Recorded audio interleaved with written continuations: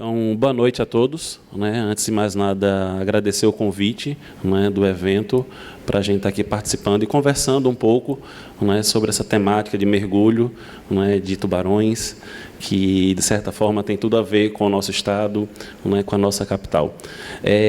Vou me apresentar. Eu sou o professor Paulo Oliveira, sou professor da Universidade Federal Rural de Pernambuco, estou lotado no Departamento de Pesca e, atualmente, eu coordeno o Laboratório de Etologia de Peixes, que é o laboratório que trabalha com o comportamento desses animais.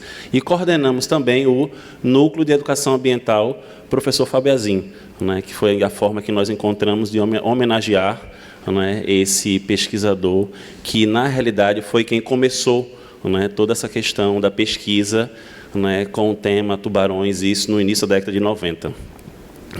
Então, nós somos convidados, junto com o Clark, para conversar um pouco com vocês acerca dessa questão dos tubarões, do mergulho, qual a interferência, ou se há interferência com a presença desses animais e a questão do turismo. Então, como eu sou professor, então acho importante a gente tentar, primeiro, nos posicionarmos com relação ao bicho, ao animal, porque é complicado a gente começar a falar de tubarões para as pessoas em geral, que muitas delas não sabem do que se trata. Tá? Então, a gente vai só fazer uma breve explanação. Então, os tubarões eles estão presentes nos oceanos há muito tempo. Então, eles existem nos oceanos até antes mesmo dos dinossauros. Então, acho que isso é um ponto importante para ser falado, porque, muitas vezes, nós, seres humanos, independente do animal que esteja em foco ou no mote, nós, seres humanos, acabamos sempre tentando ser superior a tudo e todos. E, na realidade, não é bem assim que a coisa funciona. Esses animais, eles sempre habitaram os oceanos. Os pré-históricos... Deixa eu só... Os pré-históricos... Tem aqui aquele apontadorzinho? O laser? Aqui não, né? Ah, tá. Então, em azul, seria um tubarão pré-histórico, e em laranja, um tubarão atual. Então, seria exatamente o tubarão branco. Então, os tubarões eles dividem essa categoria no reino animal junto com as raias e com as quimeras. Então, eles têm um papel muito importante no ecossistema marinho, por ser um indivíduo predador de topo. Então, ele acaba tendo vários serviços ecossistêmicos. Eles são muito versáteis, então aquela ideia que se tem que todo tubarão é um animal gigante, que todo tubarão ataca o ser humano, na realidade isso é mito, tá? É um mito. Então, os tubarões eles são diversos, existem tubarões grandes, os maiores tubarões são tubarões completamente inofensivos, que se alimentam por filtração, e eles podem ser encontrados desde águas rasas até águas profundas, águas quentes até águas frias. Tá? Então, você tem uma distribuição desses animais ao longo de todo o globo. Existem algumas características que são inerentes a esses animais, que eles são castrategistas. O que significa isso? Então, os tubarões, ao contrário dos outros peixes, eles demoram muito tempo para se reproduzir a primeira vez, eles são mais longevos do que os outros peixes, e isso os torna muito mais suscetíveis ao desaparecimento. Então, um peixe, por exemplo, para se reproduzir, passa 1 ou 2 anos, no seu processo reprodutivo são milhões de descendentes. No caso dos tubarões, não. No caso do tubarão branco, por exemplo, ele vai ter 2 tubarões, vai dar luz a 2 tubarões a cada período gestacional, que dura 12 meses, e para ele se reproduzir pela primeira vez tem que se passar bons 12 ou 15 anos. Então, é importante a gente ter essa ideia também. Com relação a essa biologia sensorial, então os tubarões, o tubarão é cego, o tubarão é isso, o tubarão é aquilo, tudo isso é mito. Tá? Então, os tubarões eles têm todos os sentidos muito aguçados. Na realidade, ele não utiliza muito esses sentidos no tocante no momento que vai predar. Então, no momento que ele vai predar, ele usa muito mais um sexto sentido, né, que é a capacidade que esses animais têm de perceber a presa, mesmo que a água esteja turva, mesmo que a água esteja escura, mesmo que o animal esteja escondido. Tá? Então, ele tem essa capacidade. E aí vamos à questão do mergulho em Recife. Né? Então, a gente já vem trabalhando com esses animais há 3 décadas. Né? Então, quem começou esse trabalho foi o professor Fábio Azin, no início da década de 90. Né? O professor Fábio ele voltou do Japão, ele tinha feito o doutorado dele com tubarões, então ele voltou como sendo a maior sumidade, né, no tema. Esse coincidiu com o primeiro incidente, né, aqui no estado, e aí começou todo um trabalho. Né? E esse trabalho já dura 30 anos. Né? Então, a primeira década foi uma década muito mais investigativa, porque nós não sabíamos de nada acerca desses animais. Né? Na segunda década já foi uma década investigativa, mas não letal, né? Ou seja, todo o trabalho que nós fizemos, né, nós utilizamos metodologias não destrutivas, ou seja, os animais eram capturados, marcados, devolvidos, para a gente saber o padrão de circulação deles, enfim. E o terceiro dele, né, que é exatamente o que a gente está vivenciando agora, que é o de educação ambiental, né, que desde o início nós sempre tivemos essa preocupação, o professor Fábio ele sempre se preocupou com isso, né, mas é um tipo de ação que o resultado ele vem a médio e longo prazo. Né. Então, agora, com 30 anos, né, dessa problemática, hoje, né, eu posso afirmar que Recife, Pernambuco, já convive, né, com essa questão dos tubarões, inclusive, né, em muitos casos, tirando até proveito da existência desses animais aqui no nosso litoral, como é o caso do mergulho.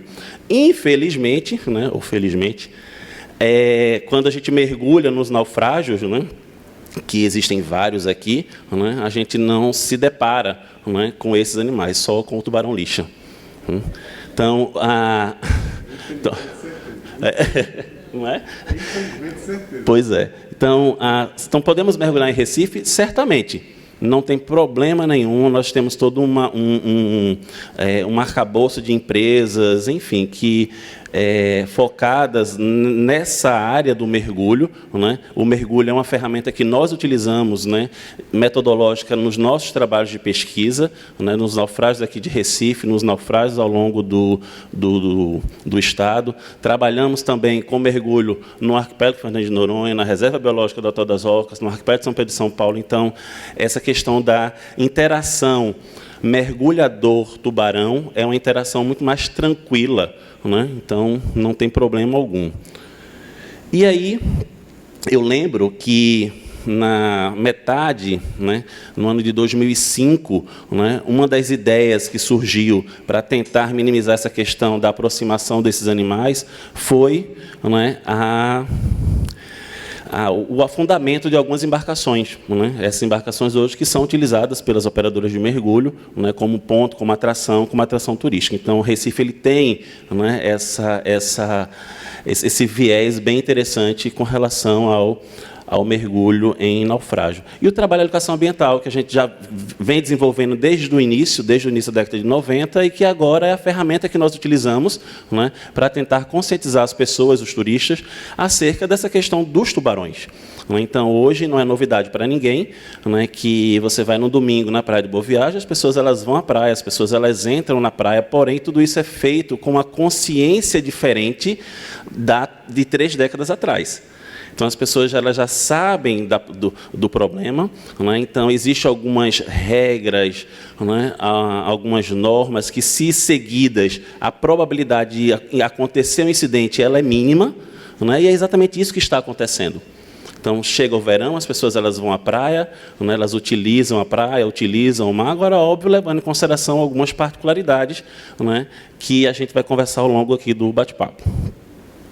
Então, essa questão dos naufrágios, né, que nós fizemos lá em 2005, né, primeiro, nós obedecemos todas leis, instruções normativas, enfim, nós atendemos a toda uma legislação para poder afundar, né, essas embarcações. Aqui foi a localização, esses foram as 3 primeiras embarcações, depois, acho que o Clark vai falar, outras embarcações elas foram afundadas. Né? Então, antes de fazer esse afundamento, nós fizemos todo um estudo de impacto ambiental, que resultou no relatório de impacto ambiental, então, tudo sendo feito, né, como tem que ser feito na verdade. Então, aqui só algumas imagens da embarcação afundando. Então, a embarcação assim que ela afundou.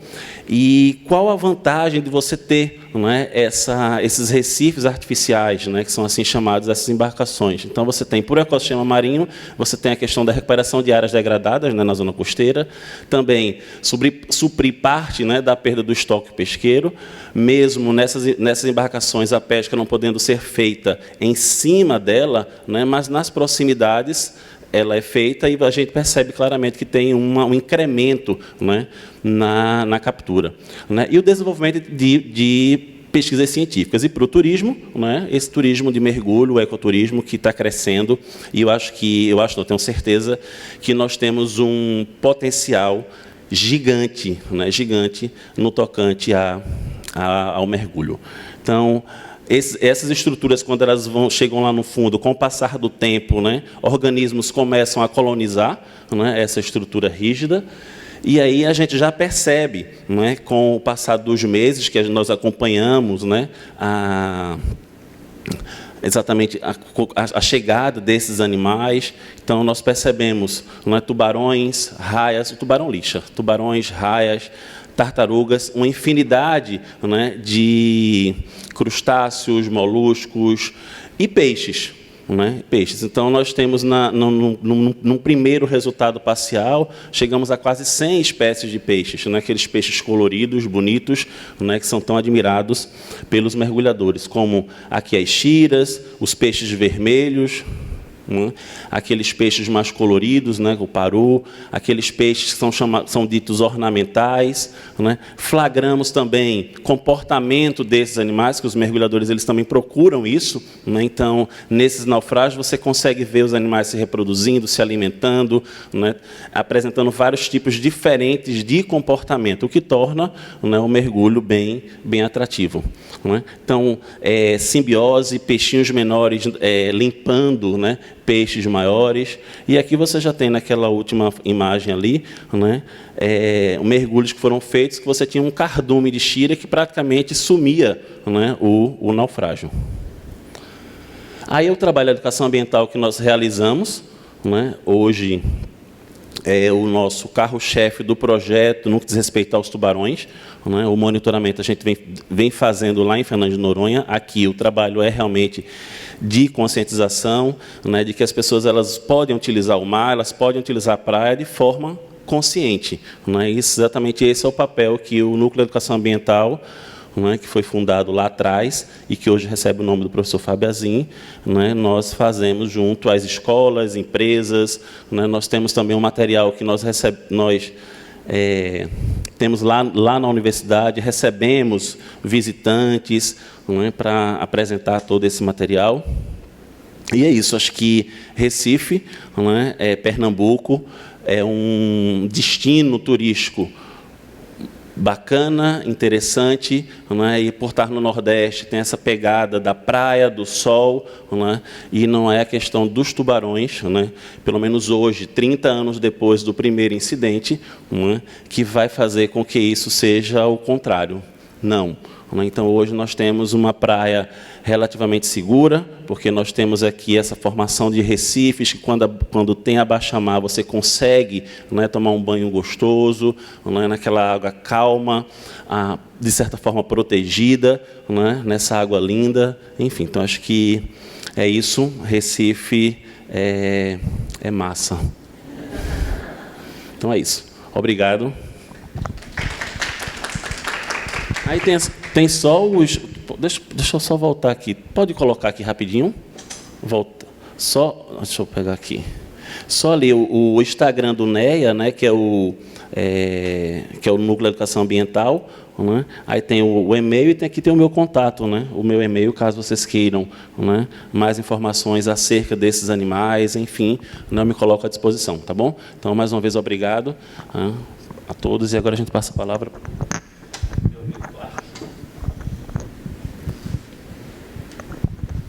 Bom, obrigado, Paulo. Boa noite a todos aí. Prazer aí. Muito obrigado ao pessoal aí, Priscila, que fez a ponte para me convidar, o pessoal da ABAV, para convidar para essa feira de turismo tão importante, né? Bem importante aí. A ABAV está voltando para Pernambuco depois de 20 anos, né? Era fixa em um lugar só e agora vai itinerar o Brasil. Então, assim, falando como mergulho, né? Eu tenho a mais absoluta certeza de que Pernambuco sem segundo lugar, sem terceiro, sem quarto, não é bairrismo, não é nada, né? É o melhor lugar de mergulho do Brasil e ainda vou além. É o melhor lugar de mergulho da América Latina, tá? Da América do Sul, desculpa. Concorrente de verdade de Pernambuco, eu já dizia isso há bastante tempo, é o Caribe, né? A gente concorre diretamente com o Caribe. O preço de uma viagem de uma semana de mergulho em Recife, né? Ela é compatível, quando o dólar está mais baixo um pouco do que ele está agora, ela é totalmente compatível com uma viagem para Bahamas, para um Turks and Caicos, com Curaçao, Cozumel, várias ilhas que existem no Caribe que exploram, né, o mergulho como atividade, vamos dizer assim, até principal, tá? Algumas das ilhas do Caribe têm o mergulho como atividade principal. Ilhas voltadas única e exclusivamente para o mergulho, como é o caso, né, de Boné. Não tem outra coisa para fazer lá, só tem mergulho, tá? E é um preço muito compatível com Pernambuco, com o Recife. Então, isso para mim foi provado claramente, né, agora na pandemia, onde quando a gente fecha as fronteiras, e aí o brasileiro não podia sair, né, do território nacional, ou tinham restrições de quarentena, enfim, não dava para entrar, né, ele começou, na hora que foi liberado o território nacional, ele começou a viajar internamente, né, e aí ele começou a viajar internamente, um turismo como um todo, ele foi conhecer o Brasil, e a gente não tinha vaga para nada, tá? Não tinha vaga para nada, foi assim, ó, 2021, né, 2021, 2020, o biênio 2021-2021 foi o melhor ano, né, de toda a história, né, da coisa em pleno Covid. Estamos falando de 2020 em pleno Covid, né? Então, atividade ao ar livre, que não oferecia risco, então as pessoas começaram, né, a fazer isso. Então, assim, o nosso concorrente principal, né, é o Caribe, e eu ainda vou além da qualidade do mergulho aqui, né, eu vou além de só essa comparação, né? Eu já mergulhei em todos os lugares do mundo que são considerados top 10 do mundo de mergulho, né? Os melhores, sem dúvida, eu já fui Indonésia, Tailândia, Maldivas, Polinésia, Ilhas Galápagos, Ilha Socorro, enfim. Você pegar aí de lista de mergulho, eu já fui, e eu te digo que, assim, mergulhar aqui ainda continua sendo algo prazeroso, né?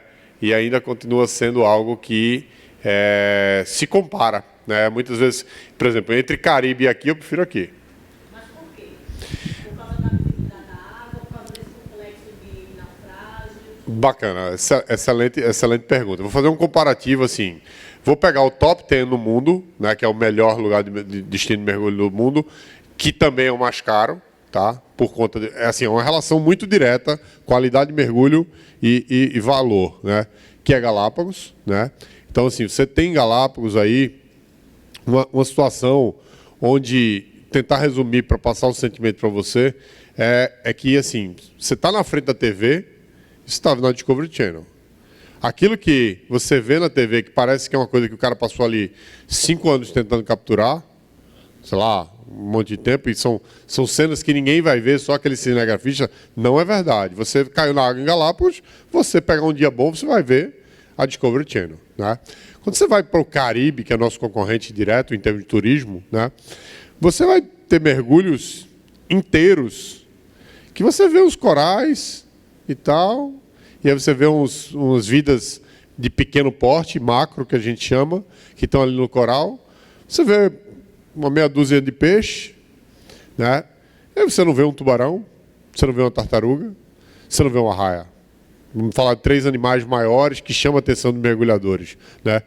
Em Recife, você cair na água aqui e não ver um desses 3 animais, ou mais de um, eu te digo que é basicamente impossível. Eu brinco muitas vezes com os turistas que estão no barco, falo que se você cair e não ver tubarão, eu devolvo o seu dinheiro. Aí o cara vai todo animado. Quando ele diz, você está brincando, né? Tinha 10 tubarões. Então, assim, veja, aí a gente vai para uma brincadeira e uma coisa que eu faço muito. Vamos lá. Se você fala, eu sou de São Paulo ou de qualquer lugar por aí, né? E fala, vou mergulhar em Recife e vou mergulhar em Noronha, são 2 produtos totalmente distintos, tá? Tanto que a gente hoje domina o mercado argentino, tá? O mercado argentino, o Recife é dominante, tá? Completamente. Eu comecei a visitar o mercado argentino no final, mais ou menos 2014, e aí fui, ano após ano, fui visitando, abrindo contatos com agências, com operadoras de turismo, né? E aí, hoje a gente domina completamente. Se tem um lugar no Brasil que eles vêm, é aqui, e vai também para o sul do país, que é uma questão, vamos dizer assim, não é nem de qualidade de mergulho, é uma questão de geografia. Ele precisa ir para ali, porque ele não tem mar, e ele precisa começar o mergulho daquele mergulhador que está começando ali naquela situação. E aí, o que acontece, né? Por que a gente domina e Noronha não? Né? Por quê? Porque o mergulho aqui é de melhor qualidade que Noronha. Isso aí é indiscutível. Tá? Você vai mergulhar em Noronha, você vai ver a mesma situação que eu falei do Caribe. Você vai mergulhar, você pode dar um mergulho maravilhoso, ver várias coisas, mas você pode ver nada. E ver pedra. Né? Água e pedra. Então, assim, tem sempre um peixinho. Quando eu falo não ver nada, são esses animais maiores que o mergulhador está muito mais... Aqui, a gente tem uma geografia e uma situação, né, onde se você sair do naufrágio, é areia pura, não tem nada. Né? E aí a vida se concentra tudo ali.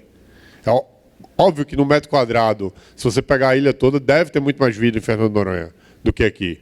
Porém, né, a gente tem a sorte da gente mergulhar no naufrágio, e nesse naufrágio, a gente ter a vida toda concentrada ali. Então, por isso, a qualidade do mergulho é melhor. A água é tão transparente quanto Noronha, a água é tão quente quanto Noronha, são fatores que também levam em consideração.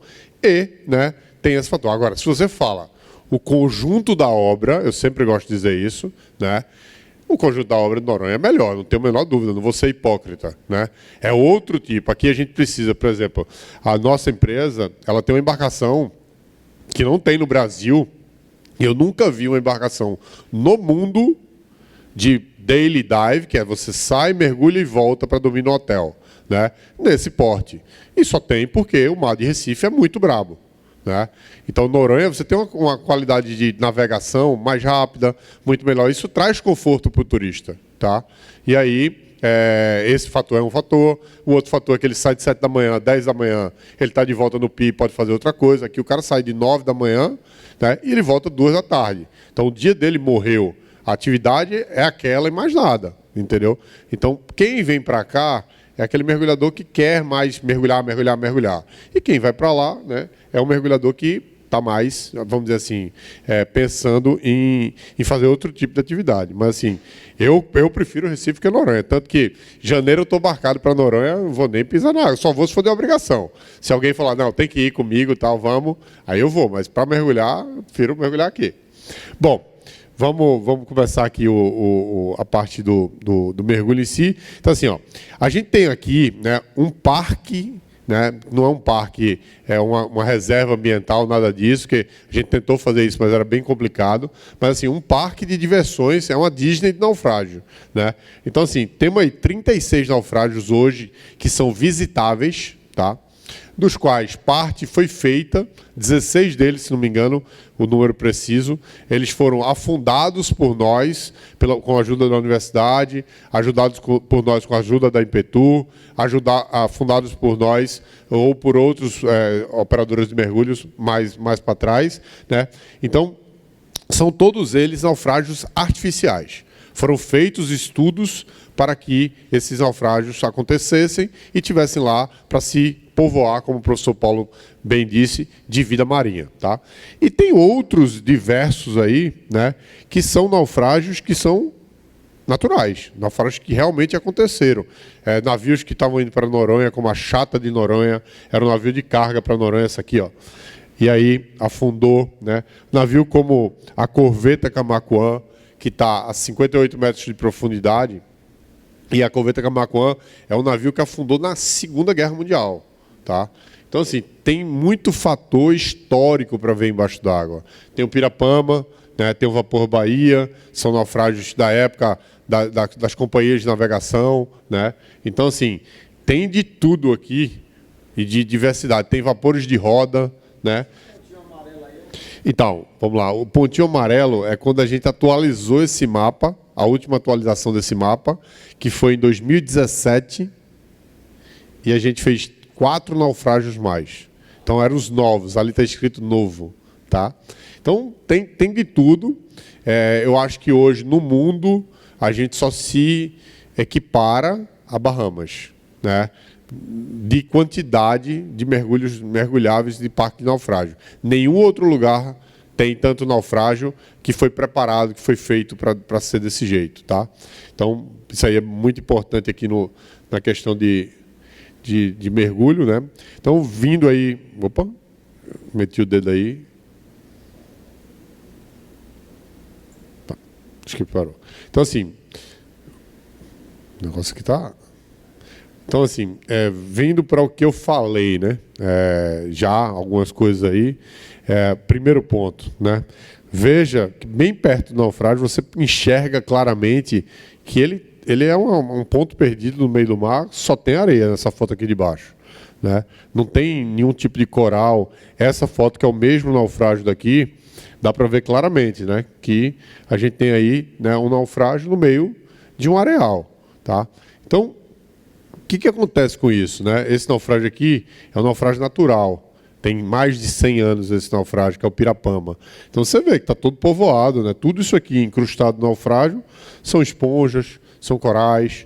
Né? Então, tem micro-organismos que estão incrustados aí. Né? Tem peixes de diversos tamanhos, tem peixes limpadores, tem tartaruga, vai ter moré, vai ter lagosta que está por aí. Né?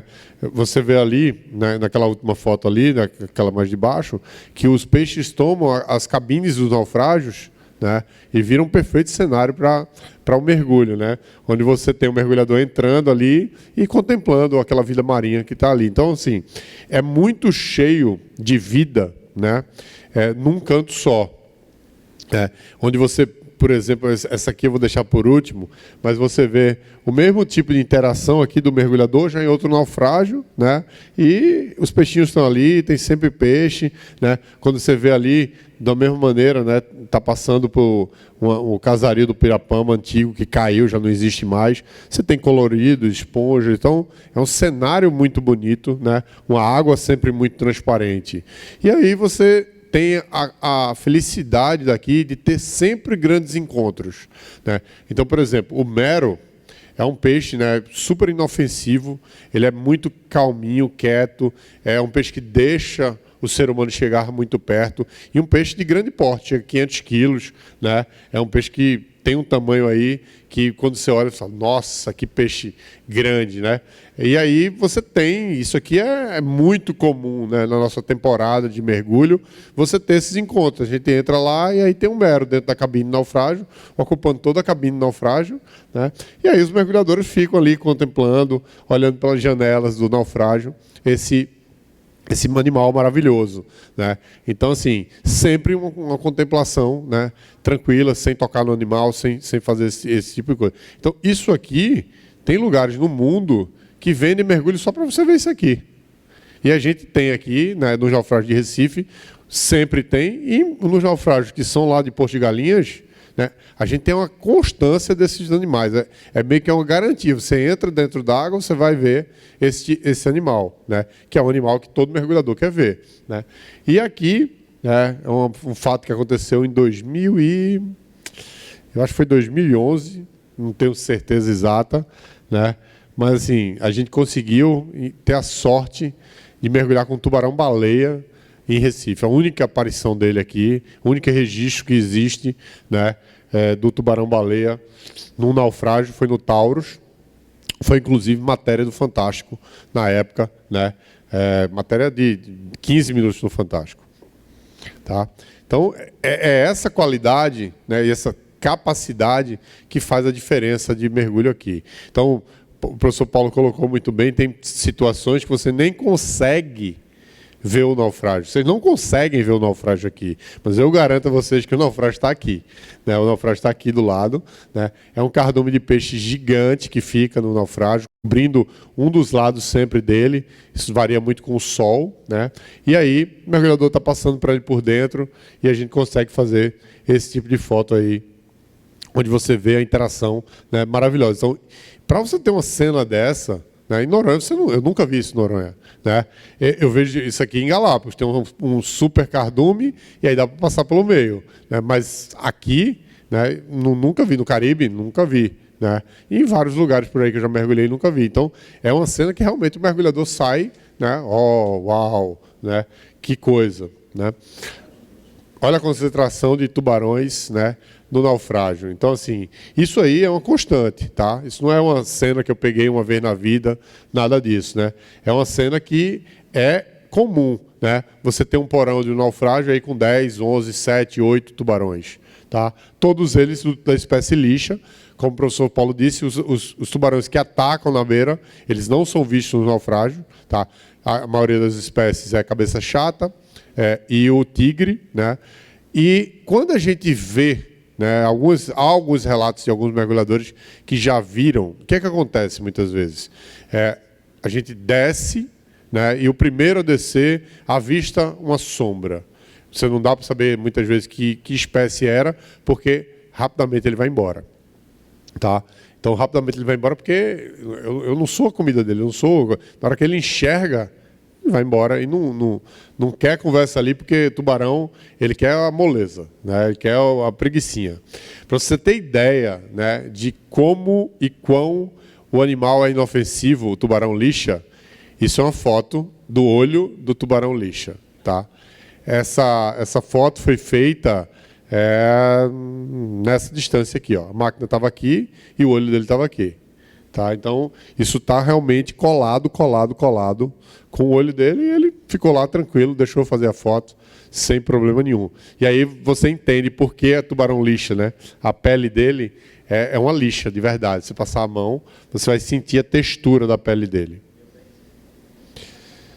Então, aqui mais fotos, né, dos tubarões, é um realmente constante, eles estão sempre parados ao fundo. Essa espécie de tubarão é uma das poucas espécies que consegue ficar parado, né, porque o tubarão, a maioria deles, ele precisa estar em movimento para poder respirar. Tá? Então, esse tubarão consegue fazer a água passar por dentro das guerras dele, consegue respirar, e muitas vezes eles estão nadando no meio da gente, no naufrágio, sem problema nenhum, né, interagindo lá e dando de cara com a gente. Tá? Aqui uma foto de mais uma outra espécie de peixe. Né? Os naufrágios sempre estão repletos desse tipo de peixe. Né? Então, sempre tem colônias como essa, escolas de peixe como essa, né? Que estão sempre cobrindo, o que traz uma beleza, né, muito grande ao mergulho. Então, assim, você imagina, você está vendo uma foto estática, né? Imagine você ver isso aí acontecendo de verdade, os peixes andando, você passando pelo meio deles. É uma coisa realmente fenomenal. Não tem, é verdade. A foto sai e já vai direto. Tem um Photoshopzinho na máquina só, mas não é nem Photoshop, é regulagem realmente de máquina, tá? Mas a foto está como foi batida, não tem nada aí, coisa. A gente tem, como eu falei, uma embarcação para atividade de turismo, de mergulho, né? Que é sem dúvida a melhor embarcação do Brasil para essa atividade. Né? Ela cabe em 30 mergulhadores, o barco é para 60 passageiros, mas a gente só coloca 30 mergulhadores, né? Onde os mergulhadores têm, todos eles, lugares para sentar, um cilindro, né? 2 cilindros, e aí facilmente saída pelas laterais para mergulhar, lá em cima tem um solário, e na polpa, na traseira da embarcação, né? 2 escadas para que o mergulhador retorne ao mergulho. Tá? Aqui é é o barco, né, visto de cima de drone, né, um outro barco que a gente tinha como parceria aí, mas esse aí, o Voyager, está aqui, não tem mais. A gente tem um pier próprio ali do lado das torres, né, então a gente sai direto do nossa loja, do nosso trabalho para... o cliente chega, né, preenche ficha, faz toda a parte documental que precisa fazer e segue para a embarcação para poder fazer o mergulho. Isso é vídeo, como é que eu faço para botar? Você bota play aí ou como é que eu aperto? Outro clique? Bacana. Então, acho que pode tirar o volume um pouquinho, que eu vou comentando aqui. Tá? Esse aqui, tá, gente, é uma operação, a última operação que foi feita de afundamento dos naufrágios. Tá? Nesse dia foram afundadas 3 embarcações, uma delas ia ser afundada a 4, uma delas estava fazendo água, né? Estava entrando água nela. Então a gente primeiro precisou reparar aquele buraco para depois afundar. É estranho, né? Mas por quê? A gente tem uma navegação desse pia aqui até o ponto de afundamento de 1h30. Então essa embarcação que estava entrando um pouco de água, ela podia entrar mais e mais e mais e mais e afundar fora do lugar que a gente queria, tá? Então, por isso que a gente precisou tapar o buraco e na outra final de semana essa outra embarcação foi afundada. Então, nesse dia foram afundados, né, 3 embarcações, né? Todo mundo que estava aí, né, eram pessoas do trade turístico, né, do Brasil, ou seja, a gente convidou escolas de mergulho, agências de turismo, televisão, o Francisco José está aí acompanhando com a gente, né? E aí a gente rebocou os 3 naufrágios, né, até o ponto determinado de mergulho. Quando chegou no ponto de mergulho, né, a gente abre com não é as escotilhas, né? A gente faz um buraco no casco do navio para acelerar o processo, né? E aí as pessoas estão equipadas aí dentro, abriram toda a parte ali para a entrada de água dentro da embarcação, né? A gente fundeia a embarcação, né, com essa poita de concreto. Nesse caso aí ele fez a maravilha, besteira de cortar o lugar errado. Então ela caiu e ficou lá. Então foi meio engraçado, porque a gente fez exatamente, a gente fez os negócios para poder deixar 3 barcos juntos. E aí, infelizmente, ele fez isso e a gente só conseguiu deixar 2, porque um se afastou, né? Porque ele vai afundando, à medida que ele vai entrando água, demora mais ou menos 1 hora para ele afundar e chegar nesse ponto aí, né? Então, à medida que ele vai afundando, se ele estiver solto, ele vai se deslocando com a corrente marinha. E aí ele terminou que ele ficou um pouco afastado, 110 metros mais ou menos dos outros 2. Os outros 2 estão lado a lado, tá? Uma coisa interessante, todos os afundamentos artificiais que tiveram aqui foi esse tipo de embarcação, tá? Que é um tipo de embarcação chamada tank boat, em inglês, ou rebocador, né? É uma embarcação que serve para poder atracar os navios no porto, e elas foram doadas pela empresa Wilson Sons, tá? É a maior empresa de rebocadores do Brasil, e eles preferem afundar e fazer esse projeto ambiental do que manter os navios velhos operando, tá? Então cederam para a gente, todos eles, e aí logo após o afundamento, né, algumas pessoas tiveram o privilégio em alguns momentos aí que a gente fez afundamento aqui, de descer e ver o navio, né, acabado de afundar, e aí você vê que já encostou o peixe, né? Já tem peixe saindo no primeiro dia de coisa. Então assim, peixe que vem, tava passando ali, disse, opa, achei minha casa, né? E aí começa a colônia, né, a colonização, né, que vem dos pequenos micro-organismos para depois ir passando para os maiores, e aí vem chegada de tubarão, chegada de peixes maiores e por aí vai, tá? Então, é isso que eu queria mostrar para vocês, e fica à vontade aí se alguém tiver alguma pergunta para a gente responder.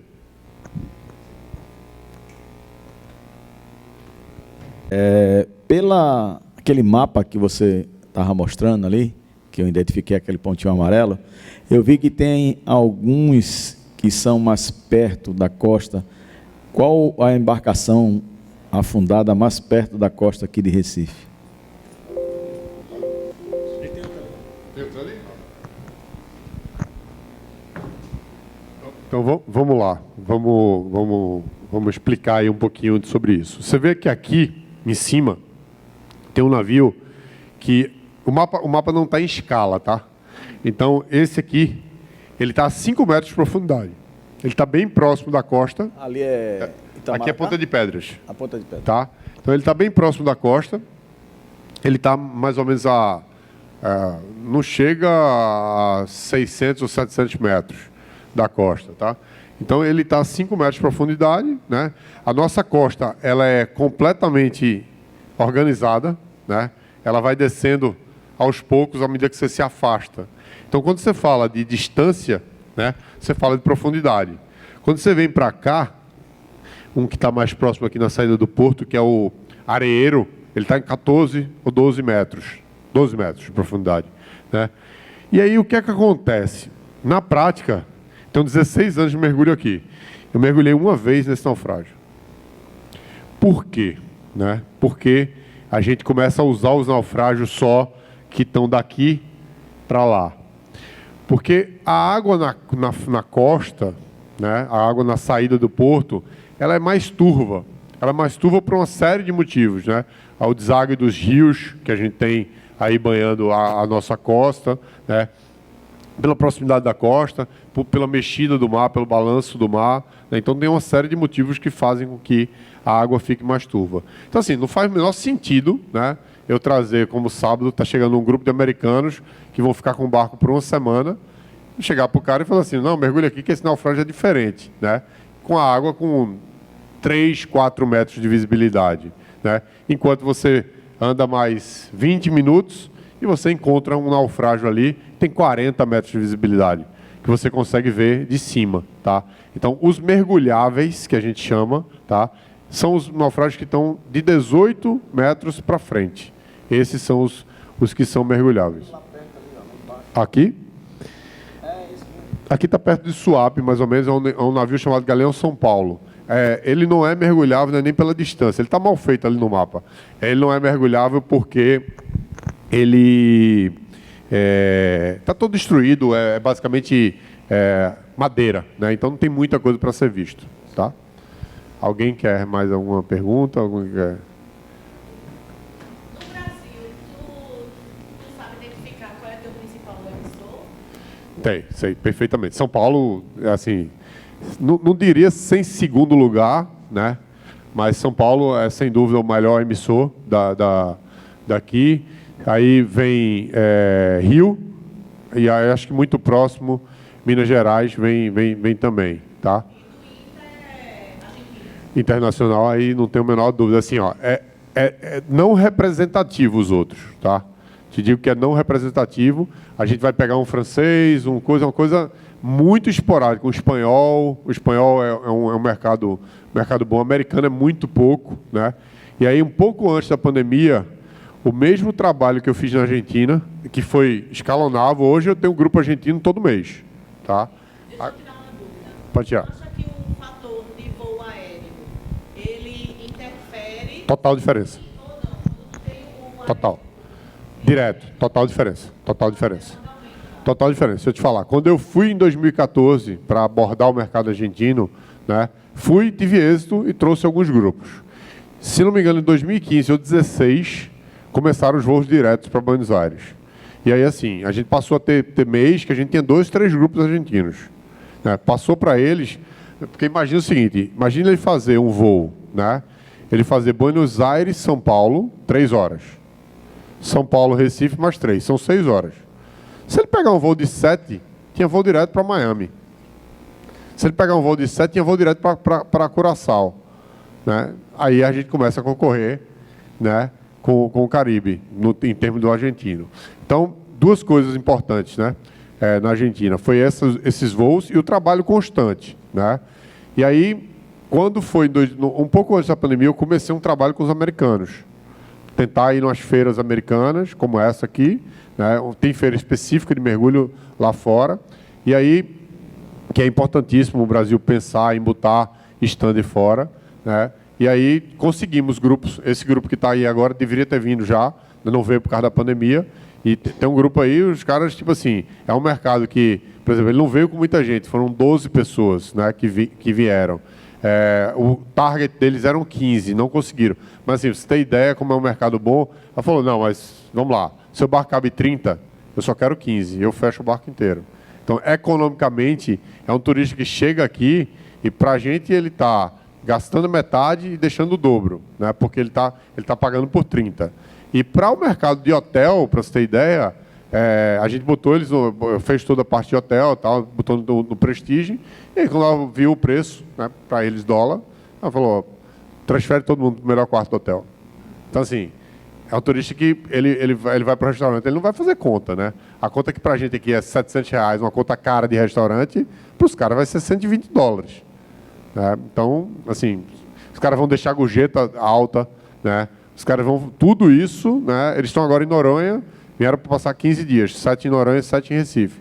Eles estão agora em Noronha, amanhã eles chegam aqui em Recife. Então, assim, abordar o mercado americano seria um sonho para o mercado de turismo. E eu te digo que a gente tem muita coisa para poder oferecer para os caras, entendeu? Mas muita mesmo, muita qualidade de mergulho e outras coisas de turismo aqui para poder fazer. Falta realmente... às vezes eu até acho que não ter concorrência, a gente não tem concorrente basicamente, né? É ruim, né? Porque as operadoras que tem são pequenas, são barcos pequenos que não oferecem infraestrutura, e aí o turista não vem, né? O turista vai procurar a maior infraestrutura. E aí esse cara também não tem poder para poder ir lá fora e tentar buscar o turista, né? Porque aí traria mais, né? Dentro dos destinos do Brasil, tu identifica algum outro estado, algum outro município que tenha alguma concorrência com o Recife, por exemplo? Hoje não, tá? Hoje não, mas a Bahia fez um movimento muito forte. Inclusive, assim, eu fui responsável pelo movimento, né, porque fui eu que afundei os naufrágios lá. Né? Eles afundaram 2 embarcações, uma embarcação espetacular, porque era uma embarcação muito grande e que é totalmente diferente do que a gente tem aqui. E aí eles têm uma vantagem para a gente, tá? Eles têm a Baía de Todos os Santos, que a navegação é muito tranquila. Então você tem uma qualidade de navegação muito melhor e você precisa de um investimento muito melhor, porque você precisa de um barco menor para poder navegar. A água da Baía de Todos os Santos é parada. Mas isso também traz o lado ruim, tá? Ele não tem a água que a gente tem. Ele não tem essa visibilidade de 40 metros. A água lá, no máximo, dá 10 metros de visibilidade quando está muito bom, tá? Então, eu acho que é o único mercado que pode fazer frente da gente. Eles vão lançar uma licitação nova agora para afundar mais 2. Então, quando eles começarem a afundar muita coisa, pode ser que eles comecem a bater com a gente. Vamos ver, né? No momento, não. No momento, não tem. A minha pergunta é mais, eu não sei se é mais professor para vocês dois.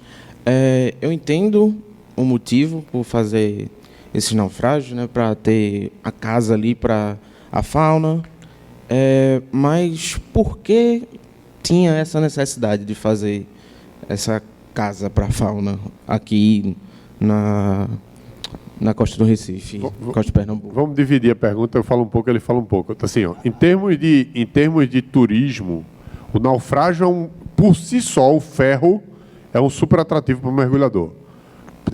Tem lugares por aí que é rio, que não tem vida, né? E os caras mergulham no naufrágio para ver o naufrágio. Os caras, por exemplo, o mergulho mais caro que a gente tem aqui é o da Corveta Camaquã. Os caras pagam R$5.000, mais ou menos, um mergulhador, para ir ver o navio. Eles não estão ali atrás de peixe. Eles estão ali para ver o navio da Segunda Guerra Mundial. Tá? Então, isso é um ponto. E aí, a parte de peixe, por que atrai para o mergulho, vou deixar com o professor Paulo para poder lhe explicar. Essa questão do afundamento dos 3 primeiros, né, que foi o Taurus, o Saveiros e o Mercúrio, né, ele surgiu em paralelo com a questão dos incidentes, né, envolvendo tubarões e seres humanos, porque a ideia era montar uma barreira mais afastada da praia, que esses animais, quando eles estivessem se aproximando, né, da praia, né, eles meio que ficassem aquela estrutura, né, que era uma estrutura que ia ter muita vida, seria mais ou menos um fast food para esses animais, né? Então, impedindo que eles se aproximassem da costa, né? Obviamente, de certa forma, isso deu certo, mas não deu 100% certo, não é? Porque você teria que ter uma malha muito maior do que a que nós temos, não é? Com relação a isso. Mas, por outro lado, né, você tem uma outra questão ambiental, não é? Como o Clark colocou, o assoalho marinho de Recife, quando não é areia, é lama. Não é? E quando você coloca uma estrutura rígida, não é? Você tem essa condição, não é? De concentração de vida marinha. Não é? E surgimento também, porque você vê uma estrutura rígida, aí você as etapas de colonização, você tem um biofilme de bactéria, não é? Que aí vai chamar as microalgas, e que vai chamar as macroalgas, aí todos aqueles organismos planctônicos vão começar a se concentrar, aí vem o peixe pequenininho e assim vai até os tubarões, as raias, as tartarugas. Né? Então essa foi a ideia. Bom, agora a pergunta que eu tenho especificamente para você mesmo é: qual a razão para a gente ter o início desses ataques de tubarão?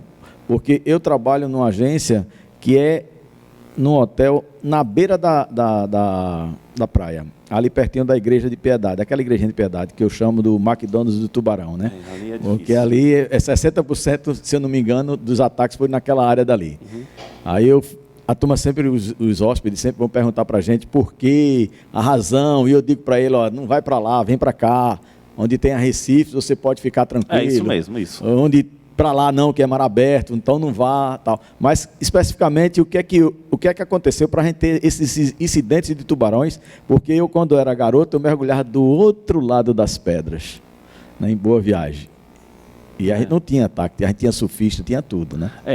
Historicamente, existem alguns registros de incidentes, né, envolvendo tubarões e seres humanos aqui ao longo da costa.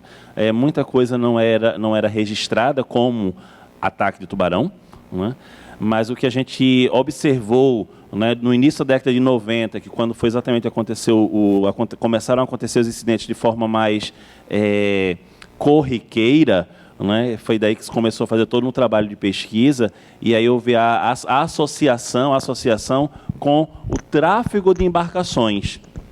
Né? Então, você na realidade, você não tem um único fator, né? Foram a reunião de vários fatores que culminou, né, nessa problemática. Que é importante ressaltar que não é uma problemática de Recife, é uma problemática de Pernambuco. Essa problemática ela existe no mundo inteiro, né, onde esses fatores, né, que eu posso até relatar para vocês, eles existem. Né, essa questão da quantidade de embarcações, né, a questão da pesca excessiva, a questão da própria poluição, da degradação generalizada dos ecossistemas costeiros, porque essa realidade de incidentes, né, com tubarões e seres humanos é uma realidade nossa, mas é uma realidade de outras cidades, de outros países aí no mundo. Né? Então, o que aconteceu foi exatamente isso. Né? Existiam tubarões aqui antes da década de 90? Sim. Né? Mas aí esses fatores fizeram com que, né, essa incidência, né, ela aumentasse. Exatamente isso. Aí, com o passar do tempo, né, com a pesquisa, medidas foram sendo tomadas, né, e hoje nós temos um cenário que é muito mais está muito mais equalizado. Né? Então, hoje nós já temos pessoas frequentando as praias, pessoas entrando no mar, né? Mas isso é uma forma muito mais consciente. Né? Então, as pessoas que visitam sabem, né, do risco, mesmo assim, mas aí você tem os locais das praias onde dá para tomar banho, né? Você entra na água, dá um mergulho e sai, não tem por que permanecer muito tempo dentro d'água, entende? Então, todas essas questões que nós tratamos junto ao Núcleo de Educação Ambiental, à população, aos turistas, surtiu efeito. Né? Então, nós estamos há muito tempo sem ter um incidente. Aconteceram 2 no ano passado na Igreja de Piedade, mas foram bem atípicos, né? Porque, inclusive, existiam o pessoal do Corpo de Bombeiro na área. O pessoal do Corpo solicitou que aquelas pessoas saíssem. Enfim, uma coisa, foi muito mais uma intransigência por parte do banhista, né, do que qualquer outra coisa. Tem, desova tartaruga no litoral inteiro. Uhum. Esse e tantos outros, né? Eu acho que... eu estava conversando com o Clark antes da gente começar aqui esse bate-papo. Assim, há um fator que é preponderante também, que diz respeito ao incidente, mas não é o incidente em si, é a aproximação maior desses animais à costa, é a inclinação da praia. Então, se você tem um relevo mais inclinado, não é? Ou seja, você vai ter grandes profundidades próximo à praia. Então, você vai dar uma condição maior do animal se aproximar. E com essa inclinação, o mar também ele passa a ficar mais mexido. Você tem aquela onda de tombo, né? Então, onde revira o substrato, a areia. Então, a água fica mais turva, que é tudo, né? São essas características, que não é uma característica nossa no mundo inteiro, né? Que proporciona essa questão do incidente, né? Tubarão e ser humano. Chega no assunto, tá? E aí eu tô aqui como curiosa mesmo. E aí, como a gente trabalha com turismo, a gente gosta muito de falar, vender Recife, região metropolitana de uma forma como promoção, né? Fazer promoção do destino. E a gente tem muita dificuldade de falar de Recife, porque a gente sabe que a mídia, ela foi bem cruel, né, para o turismo do sol e mar em Recife, nessa questão do banho e tudo mais. E é algo que a gente tenta trazer nas nossas capacitações. Tanto é que, falando de turismo de lazer, claro, entra a questão dos mergulhadores, que é uma pauta, né, que a gente coloca isso em pauta, mas sempre rola um Recife. A gente sempre escuta. Alguém vai falar isso. Se houve... em outra época se falava da construção do SUAP, né, que teria sido, depois disso esses incidentes teriam acontecido, enfim. E se a gente fala em poluição, é questão globalizada, mundial, né?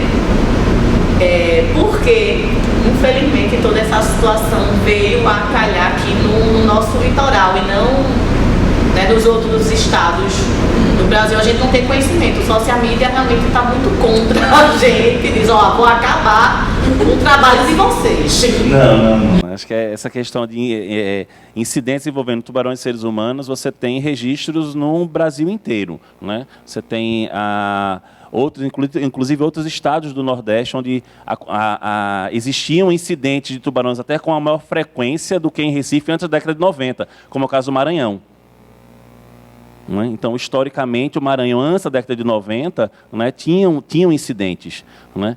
O que aconteceu, né, que aí você realmente foi uma questão de, não sei se a palavra seria azar, né, mas é que a partir da década de 90, né, aí nós percebemos, né, isso na realidade foi um resultado de uma pesquisa, né, que hoje são 30 anos, né, de pesquisa, de alguns fatores, né? Porque quando as pessoas falam, né, a questão do Porto Suape, né, Suape, o Porto hoje tem uma preocupação muito grande com relação a isso, porque hoje existe associação, né, do incidente de tubarão e a construção do porto, sendo que a construção do porto ela data muito antes da década de 90. Então, não é a questão em si da construção de um porto, né, do porto, são as questões relacionadas a essa construção que foi feito. Então, aí você tem a degradação daquele ambiente, né? Aí você tem o porto, quando ele sofreu aquela ampliação, onde o número de embarcações, né, aumentou de uma forma assim considerável, e associado a isso, por isso que você não encontra em outras regiões portuárias essa situação que a gente encontra aqui em Recife, são os fatores ambientais. Né, que é a questão do relevo submarino, o padrão de circulação oceânica, que nós encontramos aqui, que nós não encontramos, por exemplo, na Paraíba, né, em Sergipe, no Maranhão. Então, é exatamente isso. Mas hoje, né, o cenário já é completamente diferente. Né? Assim como eu falei para vocês, os incidentes não é algo nosso, acontece no mundo inteiro. Né? E com o passar do tempo, com todo esse trabalho de educação ambiental, né, com todo esse trabalho de conscientização por parte das pessoas, né, então a vida segue. Então hoje nós já temos, né? Então quando as pessoas nos convidam para falar sobre, eu fui convidado com o pessoal do Jaboatão dos Guararapes no projeto Orla para falar sobre os tubarões, o pessoal de Recife também do projeto Orla, né? E eu fiquei impressionado com o nível de conscientização dos atores envolvidos, né, naqueles dois momentos. Né? Então, e existem também, acho que isso aí foge um pouco da minha área, mas entra muito mais na área de vocês, né, que são as possibilidades. Então, por exemplo, ali, naquela região da Igrejinha de Piedade, né, o banho de mar ali realmente é muito complicado. É muito complicado pelo que nós conversamos aqui, né? Mas aí você tem aquelas pessoas que vivem, né, tem um barraqueiro, tem um vendedor de água de coco, então, mas será que não existe um outro meio, né, para ocupar essas pessoas? Não sei, nós somos conhecidos como a capital dos tubarões, mas a gente não tem um museu, a gente não tem um aquário, não tem nada, né, que faça essa alusão. E isso aí é turismo. É turismo. Né? Então você vem para um lugar, você virar a chave, né? Virar a chave.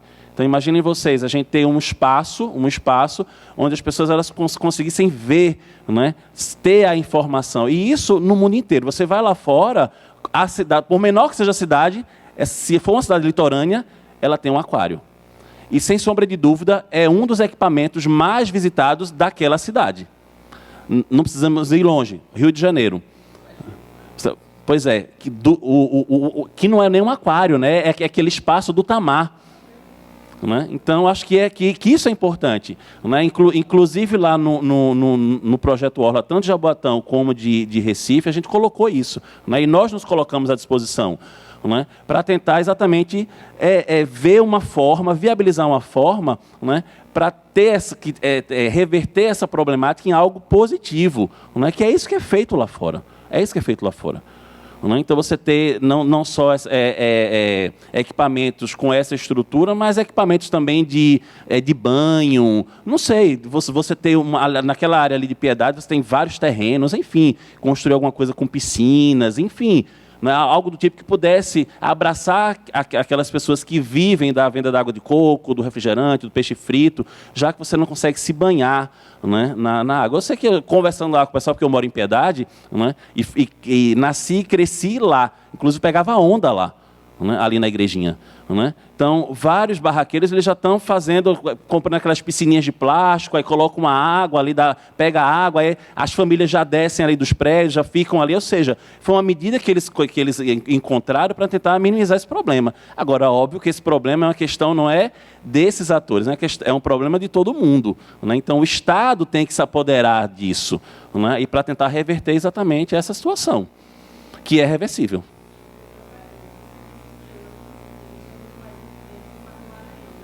Isso.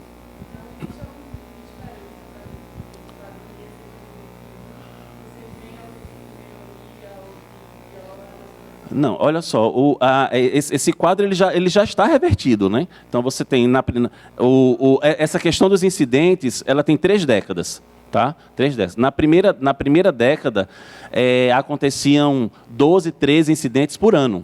Era um ataque por mês. Não era aquela coisa que foi aquela coisa pesada. Aí foi feito todo o trabalho de pesquisa. Na segunda década, esse número ele já diminuiu. Não é? Porque nós já tivemos os resultados da pesquisa, né, os resultados da pesquisa, a aplicação desses resultados e todo o trabalho de educação ambiental, que aí já estava a médio prazo. E hoje você já tem uma realidade completamente diferente da primeira década. Então, o último incidente de tubarões foi em 2019, foi aquela turista paulista, né? Mas é que a situação era toda propícia para que acontecesse um incidente. Né? Então, a turista ela entrou no mar no final da tarde, na maré cheia, ela se afastou muito da praia, não sabia nem nadar.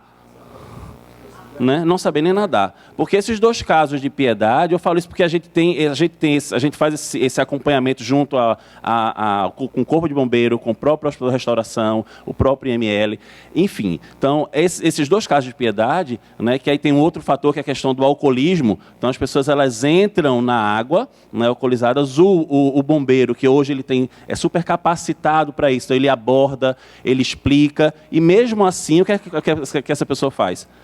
Ela vai.